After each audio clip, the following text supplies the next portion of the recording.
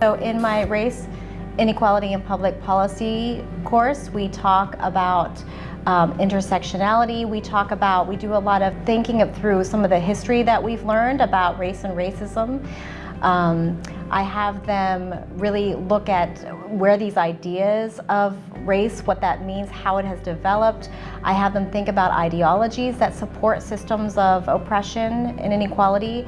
So, for example, I have them look at the way that different forms or manifestations of racism, how they have changed over time, and they've changed as sort of some of the social and political circumstances have changed, and the way that racism is expressed today is not the way that it used to be expressed. And so how does that show up then in your communities? How does that show up in your organizations? How does that show up in your workplaces?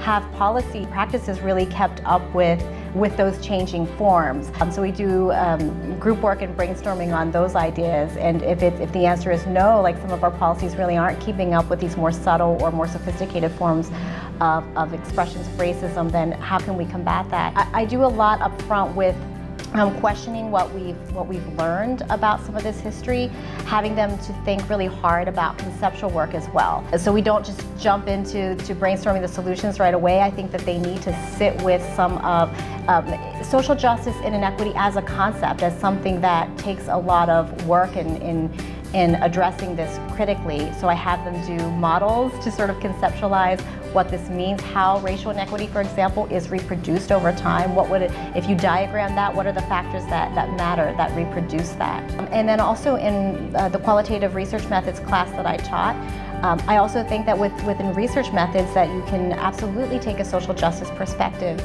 So there I use a text on intersectional qualitative methods, and we talk about what that means. What does that mean when we go out and do research with human subjects? How can we think about different ways to include this within our methods in a way that is really, really honoring and making sure that we are ethical about the way that we approach these topics? Yeah, I think that, those are all super, I think, exciting. I think one of the things that we have in common, especially with the race course that we're teaching at different levels, is to really sort of ground it in the history, right? And some of that history, especially of New York, is really important, right? So for the first, I think, 3 weeks, we've spent talking about sort of New York's history of slavery, right? Which many of my students were surprised. They were like, actually, we didn't learn about this, right? And so very much trying to make sure that they understand that New York City is a great place, right? Especially for many people who come here and are looking for opportunity. And that often when we say things like New York City is a city of immigrants, that we're also like negating and erasing the indigenous history of this place, right? And so I think for the students, I think this is something that across every sort of K through 12 curriculum, right, that we see that there isn't that history that's being taught. And so I think that that's really important for us too, is to make sure we're grounding in that history.